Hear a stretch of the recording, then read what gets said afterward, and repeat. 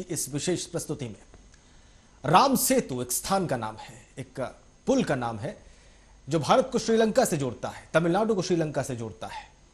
एक अद्भुत प्राकृतिक चमत्कार भी है और हमारी हिंदू मान्यताओं के हिसाब से यह भगवान राम द्वारा बनाया गया था, लेकिन सरकार के इरादे इसको तोड़ने के हैं। सरकार का यह मानना है कि इसको तोड़कर वो शायद देश का कुछ आर्थिक लाभ जनरेट कर सके, प्राप्त कर सके।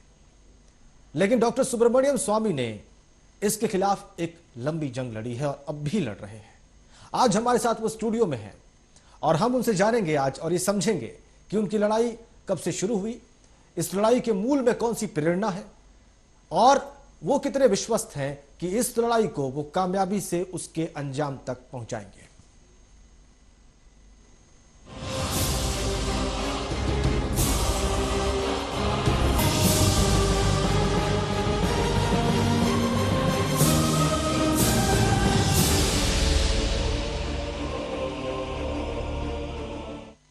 तो राम सेतु पर जो विवाद शुरू हुआ है उस पर बात करने के लिए और इसकी रक्षा का बीड़ा उठाने वाले डॉक्टर सुब्रमण्यम स्वामी से बात करने के लिए सबसे पहले इनका परिचय हम आपको करवा दें। इनका परिचय बहुत बड़ा है। डॉक्टर स्वामी, बहुत स्वागत आपका। प्राध्यापक भी हैं, विद्वान भी हैं, अधिवक्ता भी हैं और विचारक भी हैं। सर, ये राम सेतु का जो पूरा मामला है, देश ये जानना चाहता है कि आप इसके पक्ष में क्यों खड़े हुए, आपके मन में, आपके हृदय में कहां से ये प्रेरणा आई?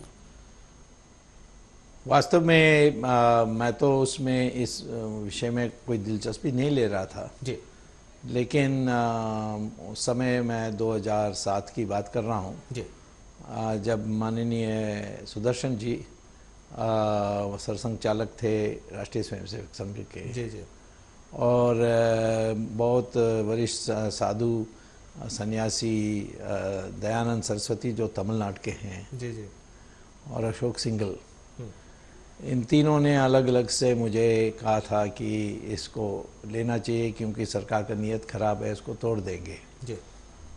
और मैंने शुरू में कहा था कि ये तो धार्मिक विषय है और इसको कोई साधु संत वकील को रख के पिटिशनर बननी चाहिए जी। तो फिर उन्होंने बताया कि ये हुआ था, सारे 4 शंकराचार्यों ने और अनेक मठाधीशों ने एक पिटीशन में दस्तखत की थी और उसको कोर्ट में पेश हुआ था, सुप्रीम कोर्ट में, और वो रिजेक्ट हो गया। और सिर्फ रिजेक्ट नहीं हुआ परंतु निंदा भी की गई कि ऐसे धार्मिक विषयों को सुप्रीम कोर्ट में नहीं लाना चाहिए। तब बात थोड़ी दिन रुक गई। फिर एक दिन सुदर्शन जी ने फ़ोन किया मुझे कि 1 हफ्ते के अंदर वो RDX लगा के तोड़ने वाले हैं जी। तो मैंने कहा कि अब मैं जाऊंगा, ये पिटीशन पहले से डाला हुआ, डिसमिस हुआ है, तो कौन सुनेगा। तो उन्होंने कहा नहीं, कुछ करना चाहिए, नहीं तो हम लोग सब बड़े हताश हो जाएंगे, निराश हो जाएंगे जी। और ये हमारे आस्था पर बड़ी चोट होगी। तो तब मैंने सोचा कि रामचंद्र जी इस सेतु को बचाना चाहते हैं जी, तो मुझे कोई रास्ता वो बना के दे देंगे। जी जी। तो मैंने जाकर बस आंख बंद करके मैंने पिटीशन डाली और कोर्ट में पेश हुआ और मैंने सवाल उठाई कि भाई ऐसा परियोजना है। मैंने कहा कि ये परियोजना ना ये मनमानी से हुई है, सारे पहलुओं को सोचा नहीं गया, परिवहन का विषय है इसमें, और ये आर्थिक का जो इन्होंने गणित लगाई है ये सब बेकार है। मैं तो प्रोफेसर हूँ, मैं जानता हूँ ये सब कंप्लीट झूठा बनावटी आर्थिक लाभ दिखा रहे हैं। ये पिटीशन डाली है तो, लेकिन ये तोड़ देंगे तो फिर मेरा पिटीशन का मतलब ही नहीं रहेगा, इसका आधार हट जाएगा, फिर उसको आप डिसमिस कर दोगे तो मुझे मेरा सुनवाई भी नहीं होगी। तब जस्टिस अग्रवाल थे, उन्होंने स्टे ऑर्डर दिया। जी जी। तो एक बार वो रोक लग गई तो फिर तो मामला फिर उभरा जी कोर्ट में। मैंने कोर्ट में धार्मिक पहलुओं पर कम जोर दिया था जी। किया था मैंने, परंतु मैंने एक अर्थशास्त्री के रूप में कहा कि जब आप कोई परियोजना स्वीकार करते हैं या मानते हैं या अपनाते हैं उसके विकल्प को पहले छांटते हैं। उस विकल्प में से ये सबसे अच्छा कौन है उसको चुनते हैं। इनमें ये शिपिंग मिनिस्ट्री ने बिल्कुल किया ही नहीं जी। उन्होंने सीधा इसको तोड़ने में इसी रूट से राम सेतु को तोड़ के हम नहर निकालेंगे जी। ये फैसला किया। जी। मैंने विकल्प को देखा है जी। और विकल्प के तो इससे सस्ता बनती है। जी। तो ये तो हमारी सरकारी खर्चे में, हमारी टैक्स पेयर्स की खर्चे में हो रही है। जी। इसीलिए इसको रद्द करना चाहिए क्योंकि इससे सस्ते रास्ते मिलते हैं। जी।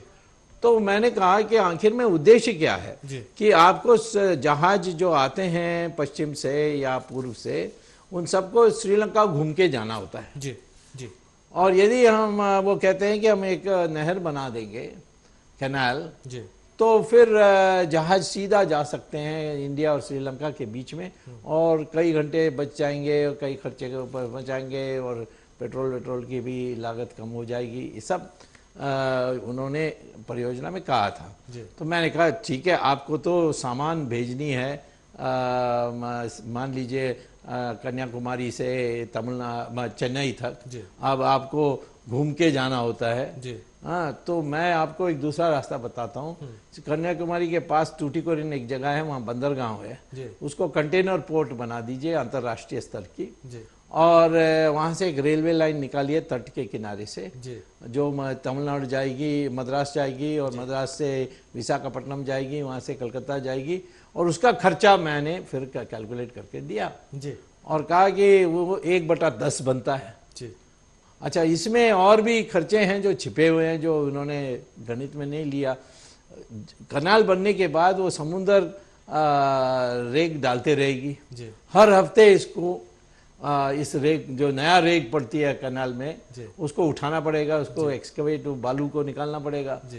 तो इसमें हर साल आपको 1000 करोड़ रुपए की एक्स्ट्रा खर्च होगी। वो आपने दिखाया नहीं अकाउंट में। इस तरीके से मैंने शुरू की। फिर मैंने कहा कि ऐसे परियोजना करने में आपको परिवार यानी एनवायरमेंटल प्रोजेक्ट यानी रिपोर्ट लेनी चाहिए। आपने इंटरिम रिपोर्ट में प्रोजेक्ट ही ले ली, उसका फाइनल रिपोर्ट नहीं आया, तो ये एक अवैध है। दूसरा है कि आपने कोस्ट गार्ड से परमिशन लेनी चाहिए थी, आपने लिया नहीं। तीसरा, तमिलनाडु सरकार उस समय भी ये जयललिता थी मुख्यमंत्री, उससे नहीं ली थी। और फिर दूसरा है कि ये जो राम सेतु को काट के जाने वाली है, वो बिल्कुल जो श्रीलंका और हिंदुस्तान के बीच में जो समुद्र में जो सीमा है, उसको मीडियल लाइन कहते हैं, यानी जो रास्ता है उसके बीच में, उसके बहुत निकट है। और अंतर्राष्ट्रीय स्तर पर यूनाइटेड नेशंस का लॉ ऑफ द सी है, जो आजकल वो इटालियन जिक्र करते हैं मरीज के इंटरनेशनल वाटर्स। हाँ, वो नहीं, इंटरनेशनल लॉ ऑफ द सी, उसमें इंटरनेशनल वाटर्स की परिभाषा है। परंतु परियोजना आप कोई करोगे अपने समुद्र में और वो पड़ोसी देश की सीमा के, यानी जो सीमा है जो पड़ोसी देश और आपके बीच में होती है, उसका 25 किलोमीटर से निकट है, तो फिर आप उस देश की भी परमिशन मांगनी चाहिए। और ये जो परियोजना थी, ये तो 5 किलोमीटर दूर में थी सीमा से। तो मैंने श्रीलंका सरकार को चिट्ठी लिखी थी कि आपका परमिशन लिया, तो उन्होंने कहा परमिशन भी नहीं लिया, हमने विरोध भी किया लिखित में, अभी तक उन्होंने जवाब नहीं दिया। ये भी मैंने कोर्ट में पेश किया। तो मैंने कहा एक तो ये अवैध है, और आखिर में मैंने कहा कि हमारे क्रिमिनल लॉ में सेक्शन 295 है कि कोई भी आस्था का स्थान है या किताब है, पुस्तक है, कोई भी आस्था का कोई भी विषय हो, उसको आप कोई चोट पहुंचाएंगे तो आपको 7 साल की दंड मिलेगी। क्रिमिनल ऑफेंस है। तो मैंने कहा कि ये तो क्रिमिनल ऑफेंस हो जाएगा क्योंकि ये आस्था का है। मैंने सारे शंकराचार्यों से चिट्ठी ले ली थी, एफिडेविट, और आरएसएस और विश्व परिषद ने 35 लाख दस्तखत भी ले ली लोगों से। मैंने कहा ये तो आस्था का है, इसमें तो कोई संदेह ही नहीं है, और इसीलिए इस पर आप कोई चोट पहुंचाएंगे तो ये तो क्रिमिनल ऑफेंस है, हाँ, अपराध है इंडियन पिनल कोड में। तो चीफ जस्टिस ने मुझे कहा कि क्या हमारे ऊपर केस डाल दोगे? मैंने कहा अभी तक तो नहीं डालूंगा, क्योंकि आपने ये इसको अनुमति नहीं दी है, आप हमारी सुनवाई कर रहे हैं। यदि आपका निर्णय होगा कि यहाँ ये परियोजना वैध है और इसको राम सेतु को तोड़ा जा सकता है, तो फिर तो मैं आपके ऊपर केस जरूर डालूंगा। तो कोर्ट में तो सब हंसे। आपने मुख्य न्यायाधीश को ये बात कही? यहाँ कहा था कि मैं आप करेंगे तो मैं आपके ऊपर ही केस डालूंगा, क्योंकि आपने जानबूझकर, ये जानते हुए आपने इस अपराध की। तो और अनेक सवाल पूछे। किसी ने पूछा कि वो समुद्र के बीच में है, कौन जाकर वहाँ उसको पूजा करेगा? मैंने कहा रोज सुबह मैं सूर्य को पूजा करता हूँ, कोई मैं सूर्य जाकर आता हूँ? तो ये तो आस्था दूर से भी होती है। और तो फिर सवाल आया कि ये प्राकृतिक बनी है या ये किसी ने बनाया, जैसे इसमें रामायण में लिखी है। तो मैंने कहा कि बद्री नारायण एक थे, जियोलॉजिकल सर्वे ऑफ इंडिया जो सरकारी है, उसने जाकर वहाँ देखा और देखा कि वहाँ ऐसे वो पत्थर नहीं कहा जाता, उसको दूसरे नाम देते हैं, क्योंकि ये मछलियों की हड्डी और ये शंख ये सब धीरे धीरे मिलते मिलते एक पत्थर जैसे बन जाती है। उसको कॉरल कहते हैं। और उसका विशेषता है कि अब पानी में छोड़ोगे तो तैरेगा। अब मैंने फिर रामायण से पढ़कर सुनाया कि हनुमान ने वो पत्थर लाए और उन्होंने रखा तो वो तैरने लगी। फिर उन्होंने श्री राम लिखी, तब वो जमा स्थिर हो गए। स्थिर हो गया जमा। तो फिर मैंने कहा कि जब रामचंद्र जी गए धनुषकोडी में और समुद्र राजा की पूजा की, उसने इस बात नहीं सुनी, 3 दिन की पूजा का लापरवाही की, तब उनको क्रोध आया। मानत जलधि जड़ गए 3 दिन बीत, विनय न मानत जलधि जड़ गए 3 दिन बीत, तो बोले राम सकोप तब भय बिनु होई न प्रीति। करेक्ट, बाण उन्होंने उठा लिया तुलसीदास में। तो वाल्मीकि में वो यही कहते हैं कि क्रोध में आए, इसको तो विनय समझ में नहीं आती इस राम समुद्र राजा को, फिर मैं सिखाऊंगा। तो उन्होंने वो अग्नि बाण निकाली। तब वो समुद्र राजा ऊपर आया, कहा कि नहीं सारे प्राणी सब मर जाएंगे, इसका मत करिए, आपको चाहिए तो पानी के नीचे से एक पहाड़ जैसा, इसको रिज कहते हैं, रिज अंग्रेजी में रिज है, उसके ऊपर आप तट से लाकर पत्थर रखेंगे तो आपका सेतु बन जाएगा। तो मैंने कहा बद्री नारायण ने और उनके सारे जियोलॉजिकल सर्वे के उन्होंने इन्वेस्टिगेशन बहुत पहले की थी। उन्होंने ये कहा है कि एक समुद्र, वो जो समुद्र के तराई है उसमें से एक रिज निकलती है और उस रिज के ऊपर ये कॉरल रखी गई है, और कॉरल समुद्र के बीच में कभी पैदा नहीं होती है, ये सब तट के किनारे पैदा होती है, इसीलिए ये लाया गया है और इसीलिए इसको बनाया गया। किसने बनाया हम नहीं कह सकते, परंतु 10,000 साल से कम नहीं। और हमारे जो ग्रह हैं जो पुराण में दिया गया उसके अनुसार रामचंद्र जी का समय लगभग एक 10,000 साल पहले। जी, मेरे पास कुछ ये अलग अलग लोगों के मत हैं, कुछ तो 17 लाख वर्ष पुराना भी बताते हैं। नहीं, वो क्या है कि वो जो उसका त्रेता युग का हिसाब जो है। जी। अब देखिए, जो ग्रह घूमते हैं वो जब एक पैटर्न में होते हैं एक जगह में, जैसे ज्योतिष कहते हैं इस ग्रह में है, इस ग्रह में है, इस घर में है, वो बार बार आती है, परंतु कभी 10,000 साल के बाद, जैसे 20,000 साल के बाद, ऐसे। तो जो रामचंद्र जी की अयोध्या से यानी लंका पहुंचने की समय की बात है, वो एक कैलकुलेशन 10,000 साल कहता है। दूसरा कहता है कि ऐसे हर 10,000 साल में ग्रह इस पैटर्न में आते हैं। तो ये 10,000 साल भी हो सकता है, 20,000 साल भी हो सकता है, 30,000 साल भी हो सकता है। मैं इसीलिए मैंने कहा कम से कम ये 10,000 साल है, पुराना है। सर, ये जो ये सरकार का तर्क है, इसको आपने सिरे से खारिज भी किया कि अगर आप यहाँ पे रेलवे ट्रैक बना दें तो उससे 1/10 खर्च आएगा और उसी वो फिर जहाज आएंगे और वो कंटेनर को उतारेंगे, वो वहाँ से रेलवे लाइन बंदरगांव से शुरू होगी और वहाँ से चल जाएगी। तो बड़ा एफिशिएंट है। अमेरिका में ऐसा होता है, तो जापान में ये रवैया क्यों है आखिर? आपको क्या इसके पीछे सोच क्या लगती है? इसका एक और मैं पहलू बताता हूँ। ये जो इन्होंने नीरी एक national environmental engineering research institute जी उसका रिपोर्ट मंगवाई। उन्होंने कहा कि नहर बनाओगे तो 11 मीटर से ज़्यादा नहीं होनी चाहिए गहराई, नहीं तो वो सारा वॉल्केनिक मामला ऊपर आ जाएगा जी तो कनाल का जो गहराई होगी वो 11 मीटर। जी अच्छा, 11 मीटर में कौन से जहाज जा सकते हैं? जी जी जो जहाज 30,000 जी जो जहाज 30,000 टन से कम वजन की है, जी जी यानी सामान ले जा करके उसकी वजन है, वही जा सकती है। जी जी लेकिन आज तो 95% जहाज जो व्यापार यानी माल ले जाते हैं जी। वो सब 1 लाख टन से है, ज्यादा है जी 95%। जी सिर्फ 5% 30,000 से कम है। जी। तो ये सारा ट्रैफिक तो 95% नहर बनने के बाद भी घूम के जाना पड़ेगा। जी जी, तो सिर्फ ये 5% के लिए ये कौन है? उसमें मैंने देखा कि बालू का बेटा का एक कंपनी है जी जिसके जहाज सब 30,000 से कम है तो उसका लाभ होगा। जी हाँ, तो अब आपका सवाल क्या था? ये हाँ, सरकार इस बात को इस तरह से डिनाई क्यों कर रही है जब उसे पता है कि इतने लोगों की आस्था का मैं प्रतीक समझता है? हूँ कि ये मैंने सुप्रीम कोर्ट में उठाया था जब सरकार के तरफ से उन्होंने कहा है कि ये इन लोगों का विरोध धार्मिक है। जी हमारे देश की इकोनॉमिक डेवलपमेंट का सवाल है। तो पहले मैंने जब को विस्फोट किया, मैंने फिर कहा कि आप मेरे ऊपर आरोप लगाते हैं कि मैं राम में मेरा आस्था है इसीलिए मैं कह रहा हूँ, ये अंधविश्वास है इसीलिए कह रहा हूँ।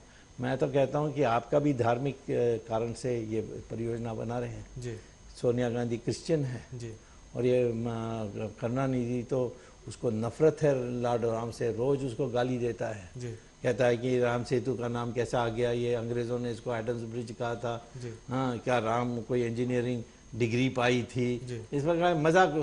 नहीं, मैंने कहा कि मैंने एक बयान निकाल के दिया कि करुणानिधि ने मुस्लिम समुदाय को वोट मांगते समय कहा कि हिंदुओं ने बाबरी मस्जिद तोड़ी ना, मैं राम सेतु तोड़ के दिखाता हूँ आपको।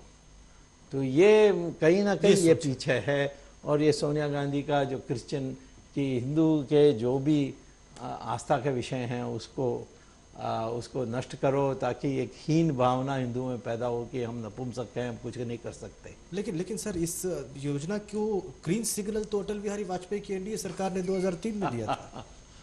वो तो बीजेपी से पूछना चाहिए। बात तो सही है जी कि क्योंकि जब 1999 में उस समय मुझे पता है कि ये बात आई थी तो हम लोगों ने विरोध किया था, तो वो ठंडा हो गया। फिर इन्होंने बनाई एनडीए सरकार नई बनी आफ्टर इलेक्शन। उसमें वो डीएमके वाले आ गए। डीएमके वालों को खुश करने के लिए रामचंद्र जी का सेतु को तोड़ने के लिए फैसला किया होगा। मतलब आपको लगता है कि बीजेपी ने भी जो है आस्था नहीं, के साथ वो रिकॉर्ड में तो साफ है कि ये प्रोजेक्ट को, देखिए ये प्रोजेक्ट 1857 से सोचा गया है और 23 बार परियोजना बनाई गई और 23 बार रद्द हुई। जी। ये 24 बार जो एनडीए ने क्लियर की जी। ये तो एनडीए सरकार ने, माने बीजेपी, क्योंकि मंत्री सब बीजेपी वाले थे। जी। अरुण जेटली, और पहले अरुण जेटली थे, फिर उसके बाद वेद प्रकाश गोयल थे, उसके बाद शत्रुघ्न सिन्हा, फिर वो कैबिनेट में गया, उसमें वाजपेयी थे, यशवंत सिन्हा थे, ये सब थे। तो जॉर्ज फर्नांडिस ने बाद में मुझे ज़रूर कहा कि मुझे ये सारी जो आपने तथ्य बताई है मुझे पता होता तो मैं नहीं मानता, मैं तो उस समय करुणानिधि की बात पर आ गया था। तो अब जॉर्ज फर्नांडिस तो आ सकते हैं, परंतु जो राम मंदिर बनाने के लिए हम बोलते हैं उनको थोड़ा सोचना चाहिए था। ये बड़ी घोर विडंबना है सर, देश की जनता को अगर ये तथ्य पता चलेगा कि राम मंदिर का नाम लेकर उनसे पूछिए मुझे क्यों। मैं तो इतना कहूँगा जरूर कि जो रिकॉर्ड्स आए हैं सुप्रीम कोर्ट में उससे क्लियर है कि ये परियोजना बनी थी जब एनडीए की सरकार थी। जी जी। और क्यों, ये वो ही बता सकते हैं, मैं नहीं बता सकता, मुझे तो बिल्कुल समझ में आती ही नहीं है। चलिए, लेकिन आप एक बात स्पष्ट है कि डॉक्टर सुब्रमण्यम स्वामी ने अदालत के भीतर इस बात का प्रखर विरोध किया है। अभी भी वहां पर मुकदमा चल रहा है, फिर से सुनवाई है। अभी वर्तमान में कैसे सरकार ने आर.के. पचौरी की रिपोर्ट को किनारे किया, जो कि एक पर्यावरण वैज्ञानी है, और किस तरह से नए तर्क प्रस्तुत किए हैं, इस पर भी हम डॉक्टर सुब्रमण्यम स्वामी से बात करेंगे इस बहुत छोटे से ब्रेक के बाद।